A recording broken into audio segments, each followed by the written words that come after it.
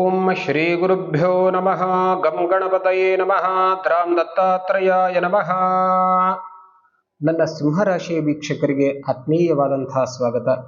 ವೀಕ್ಷಕರೇ, ಈ ಒಂದು ಮಾಸ ಅಂತಂದರೆ ಜನವರಿಯ ಹೊಸ ವರ್ಷದ ಮಾಸ ಸಿಂಹರಾಶಿಯವರಿಗೆ ಯಾವ ರೀತಿಯಾಗಿರುತ್ತೆ, ಇಲ್ಲಿ ಯಾವ ಯಾವ ಗ್ರಹಗಳು ಬದಲಾವಣೆ ಆಗ್ತಾ ಇದೆ, ಅದರಿಂದ ಸಿಂಹರಾಶಿಯವರಿಗೆ ಏನು ಲಾಭ, ಯಾವ ವಿಷಯವನ್ನ ಅವರು ಒಂದಷ್ಟು ಮುಂಜಾಗ್ರತೆಯನ್ನು ಪ್ರಿಕಾಷನ್ ತೆಗೆದುಕೊಳ್ಬೇಕು, ಯಾವ ವಿಷಯದಲ್ಲಿ ಯಾವುದೇ ರೀತಿಯ ಆತಂಕವಿಲ್ಲದೆ ಮುಂದುವರಿಬೇಕು, ಇದೆಲ್ಲವನ್ನ ಖಂಡಿತವಾಗಿಯೂ ನೋಡ್ತೇವೆ. ಸಾಧ್ಯವಾದಷ್ಟು ಸಿಂಹರಾಶಿಯವರಿಗೆ ಒಳ್ಳೆಯ ಕಾಲನೇ ಅಂತ ಹೇಳ್ಬೋದು. ಒಳ್ಳೊಳ್ಳೆಯ ಸುದ್ದಿಗಳು ಮಾತ್ರ ಇದೆ, ಶುಭ ಸುದ್ದಿಗಳೇ ಇದೆ. ಹಾಗಾಗಿ ಆತಂಕ ಪಡುವಂತಹ ಕಾರಣ ಖಂಡಿತವಾಗಿಯೂ ಇಲ್ಲ. ಒಂದು ವೇಳೆ ನಮ್ಮ ಚಾನಲ್ಗೆ ಹೊಸದಾಗಿದ್ದರೆ ಮರೆಯದೆ ಸಬ್ಸ್ಕ್ರೈಬ್ ಮಾಡಿ, ಬೆಲ್ ಐಕಾನನ್ನು ಪ್ರೆಸ್ ಮಾಡಿಡಿ, ಅಂದರೆ ನಮ್ಮ ನೋಟಿಫಿಕೇಶನ್ ನಿಮಗೆ ಅತ್ಯಂತ ಸುಲಭವಾಗಿ ಸಿಗುತ್ತೆ. ನೋಡಿ, ಸಿಂಹರಾಶಿಯವರಿಗೆ ಈ ಒಂದು ಮಾಸದಲ್ಲಿ ನೀವು ಬಹಳ ದಿವಸದಿಂದ ಪ್ರಯತ್ನ ಮಾಡುವಂತಹ ಉದ್ಯೋಗದಲ್ಲಿ ಮಹತ್ವದ ಬದಲಾವಣೆ ಆಗುವಂತಹ ಸಾಧ್ಯತೆ ಕಾಣಿಸ್ತಾ ಇದೆ. ಅದು ನಿಮಗೆ ಅನುಕೂಲಕರವಾಗಿರುವಂತೆ, ಅಂದರೆ ಇಲ್ಲಿ ಪ್ರಮೋಷನ್ ಆಗಿ ನೀವು ಯಾವುದನ್ನು ಅಪೇಕ್ಷೆ ಪಡ್ತಾ ಇದ್ರೋ ಅದು ಕಾರ್ಯಗತ ಆಗುವಂತಹ ಸಾಧ್ಯತೆ. ಅದಕ್ಕೆ ಪ್ರಯತ್ನವನ್ನು ಮುಂದುವರಿಸಿ. ಯಾಕೆಂದರೆ ಸಮಯ ಸರಿಯಾಗಿದ್ದಾಗ ಮಾತ್ರ ಪ್ರಯತ್ನವನ್ನು ಮಾಡಿದ್ರೆ ಅದರ ಫಲ ನಿಮಗೆ ಖಂಡಿತವಾಗಿಯೂ ಸಿಗುತ್ತೆ. ವೀಕ್ಷಕರೇ, ನಾನು ಮೇಲಿಂದ ಮೇಲೆ ಒತ್ತಿ ಹೇಳ್ತಾ ಇದ್ದೀನಿ, ಇದೊಂದು ಸಾಮಾನ್ಯವಾದಂತಹ ಜಾತಕ ಫಲ. ಇದರಲ್ಲಿ ಒಂದಷ್ಟು ವ್ಯತ್ಯಾಸವಾಗುವಂತಹ ಸಾಧ್ಯತೆ ಕೂಡ ಇರುತ್ತೆ. ಇಲ್ಲಿ ನಿಮ್ಮ ಮೂಲ ಜಾತಕದಲ್ಲಿ ಗ್ರಹಗಳ ಒಂದು ಸ್ಥಾನಮಾನ ನಿಮ್ಮ ಈಗ ವರ್ತಮಾನದ ಮಹರ್ದಶೆಗೆ ಅನುಗುಣವಾಗಿ ಫಲಗಳಲ್ಲಿ ವ್ಯತ್ಯಾಸವಾಗುವಂತಹ ಸಾಧ್ಯತೆ ಇರುತ್ತೆ. ಆದರೂ ಕೂಡ ಇದೊಂದು ಸಾಮಾನ್ಯವಾದಂತಹ ಜಾತಕ ಫಲ. ಗುರು, ಶನಿ, ರಾಹುವಿನ ಒಂದು ಸ್ಥಾನವನ್ನು ನೋಡಿಕೊಂಡು ನಾವು ಇದನ್ನ ಹೇಳ್ತಾ ಇರ್ತೇವೆ. ನೋಡಿ, ಇದರ ಜೊತೆಗೆ ಸಿಂಹರಾಶಿಯವರಿಗೆ ನೋಡಿ, ಬಹಳ ದಿವಸಗಳಿಂದ ಪೆಂಡಿಂಗ್ ಬಿದ್ದಂತಹ ಕೆಲಸ ಕಾರ್ಯಗಳಿಗೆ ಒಂದಷ್ಟು ವೇಗ ಸಿಗುವಂತಹ ಸಾಧ್ಯತೆ ಇದೆ.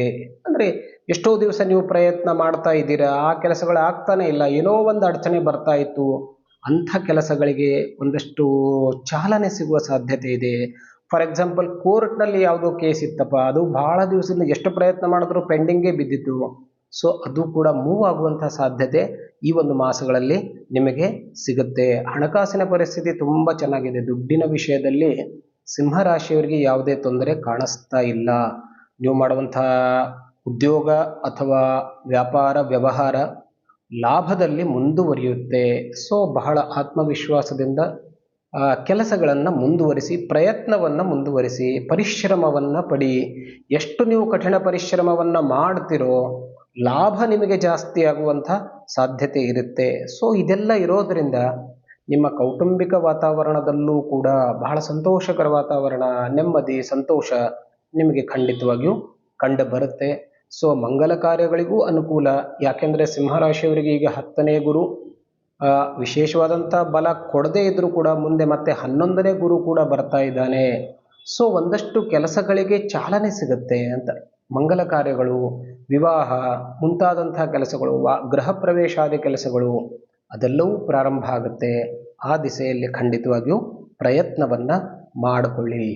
ಇನ್ನು ಒಂದು ವಿಷಯದಲ್ಲಿ ಸ್ವಲ್ಪ ಎಚ್ಚರಿಕೆಯನ್ನು ತೆಗೆದುಕೊಳ್ಳಿ. ಈ ವ್ಯಾಪಾರ ವಿಷಯದಲ್ಲಿ ಒಂದಷ್ಟು ಸೋರಿಕೆ ಕಾಣಿಸ್ತಾ ಇದೆ.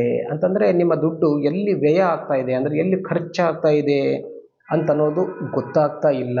ಸೊ ಅದರ ಬಗ್ಗೆ ಇಲ್ಲದೇ ಇದ್ದರೆ ಸೋರಿಕೆನೇ ಜಾಸ್ತಿ ಆಗುವಂತಹ ಸಾಧ್ಯತೆ ಇರೋದರಿಂದ ಅಲ್ಲಿ ಸ್ವಲ್ಪ ಕಾನ್ಸಂಟ್ರೇಷನ್ ಮಾಡಿಬಿಟ್ಟು ಯಾವ ಮೂಲದಲ್ಲಿ ಸೋರಿಕೆ ಆಗ್ತಾ ಇದೆ ಅಂತ ಅನ್ನೋದನ್ನು ತಿಳ್ಕೊಳ್ಳಿ, ಅದನ್ನು ಸರಿಪಡಿಸ್ಕೊಳ್ಳಿ.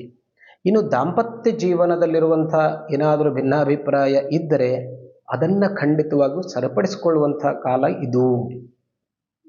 ಅಂದರೆ ಅನಾವಶ್ಯಕವಾಗಿ ಇಷ್ಟು ದಿವಸದವರೆಗೆ ಏನಾದರೂ ವೈಮನಸ್ಸೆ ಇತ್ತು ಅಂತಂದರೆ ಈ ಒಂದು ಸಂದರ್ಭದಲ್ಲಿ ನೀವು ಇಲ್ಲಿ ಒಂದು ಪರಸ್ಪರ ವಿಚಾರ ವಿನಿಮಯವನ್ನು ಮಾಡಿಕೊಂಡು ಒಂದು ತೀರ್ಮಾನಕ್ಕೆ ಬರುವಂಥ ಕಾಲ. ಹಾಗಾಗಿ ಇಲ್ಲಿ ನೀವು ಭಿನ್ನಾಭಿಪ್ರಾಯವನ್ನು ಬಗೆಹರಿಸ್ಕೊಳ್ಬೇಕು ಅಂಥೇಳಿ ಮನಸ್ಸನ್ನು ಮಾಡಿದರೆ ಖಂಡಿತವಾಗಿಯೂ ಅದು ಸರಿ ಹೋಗುತ್ತೆ. ಆ ಕಾಲ ಇದಾಗಿದೆ. ಆ ವಿಷಯದಲ್ಲಿ ಪ್ರಯತ್ನವನ್ನು ಮಾಡಿಕೊಳ್ಳಿ. ಆದರೆ ಆರೋಗ್ಯದ ವಿಷಯದಲ್ಲಿ ಒಂದಷ್ಟು ಕಾಳಜಿ ಖಂಡಿತವಾಗಿಯೂ ಇರಲಿ. ಆದಿತ್ಯ ಹೃದಯ ಸ್ತೋತ್ರವನ್ನು ಪಠನ ಮಾಡ್ತಾ ಬನ್ನಿ, ಅದು ಕೂಡ ನಮ್ಮ ವಿಡಿಯೋದಲ್ಲಿ ಸಿಗುತ್ತೆ. ಅದರಿಂದ ನೋಡಿ ನಿಮ್ಮ ಉದ್ಯೋಗದಲ್ಲೂ ಕೂಡ ಒಂದು ಒಳ್ಳೆಯ ಸ್ಥಾನಮಾನ ಸಿಗಲಿಕ್ಕೆ ಸಾಧ್ಯತೆ ಇದೆ. ನೀವು ರಾಜಕೀಯ ಕ್ಷೇತ್ರದಲ್ಲಿದ್ದಿರಿ ಅಂತಂದರೆ ಆ ರಾಜಕೀಯ ಕ್ಷೇತ್ರದಲ್ಲೂ ಕೂಡ ಅನುಕೂಲ. ಅದರ ಜೊತೆಗೆ ಮುಖ್ಯವಾಗಿ ನೀವು ಆರೋಗ್ಯಕ್ಕೆ ಸಂಬಂಧಪಟ್ಟಂತಹ ವಿಷಯಕ್ಕೆ ಆದಿತ್ಯ ಹೃದಯ ಸ್ತೋತ್ರವನ್ನು ಪ್ರತಿನಿತ್ಯ ಪಠನವನ್ನು ಮಾಡಿಕೊಳ್ಳಿ. ಮತ್ತು ಆರೋಗ್ಯಕ್ಕೆ ಸಂಬಂಧಪಟ್ಟಂತೆ ರಾಹುದೋಷವನ್ನು ಪರಿಹಾರ ಮಾಡಿಕೊಳ್ಳಿ. ರಾಹುದೋಷ ಪರಿಹಾರ ಅಂತಂದರೆ ಓಂ ರಂ ರಾಹವೇ ನಮಃ, ಇದನ್ನು ಪ್ರತಿನಿತ್ಯ ಸಾಧ್ಯವಾದಷ್ಟು ಒಂದು 28 ಸಾರಿನೋ 108 ಸಾರಿನೋ ಹೇಳ್ತಾ ಬನ್ನಿ.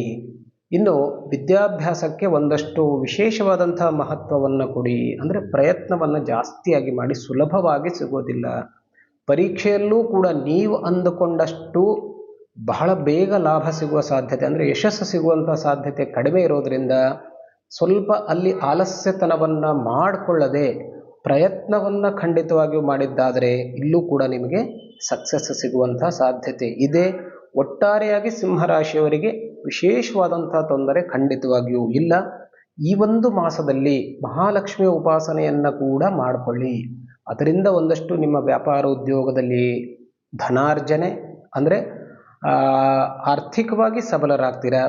ಮತ್ತು ವಿದ್ಯಾಭ್ಯಾಸಕ್ಕೆ ಸಂಬಂಧಪಟ್ಟಂತೆ ಗಣಪತಿಗೆ ಮಂಗಳವಾರದ ದಿವಸ ಒಂದು ಕೆಂಪು ಹೂ ಮತ್ತು ಒಂದು 21 ಗರಿಕೆಯನ್ನು ಸಮರ್ಪಿಸಿ ನಮಸ್ಕಾರವನ್ನು ಮಾಡಿ. ಇದು ನಿಮ್ಮ ರಾಶಿ ಇರ್ಬೋದು ಅಥವಾ ನಿಮ್ಮ ಮಕ್ಕಳ ರಾಶಿ ಸಿಂಹರಾಶಿ ಆದರೂ ಕೂಡ ವಿದ್ಯಾಭ್ಯಾಸಕ್ಕೆ, ಪರೀಕ್ಷೆಗೆ ಇದು ತುಂಬ ಖಂಡಿತವಾಗಿಯೂ ಅನುಕೂಲ ಆಗುತ್ತೆ. ಒಳ್ಳೆಯದಾಗಲಿ. ನಮಸ್ತೆ.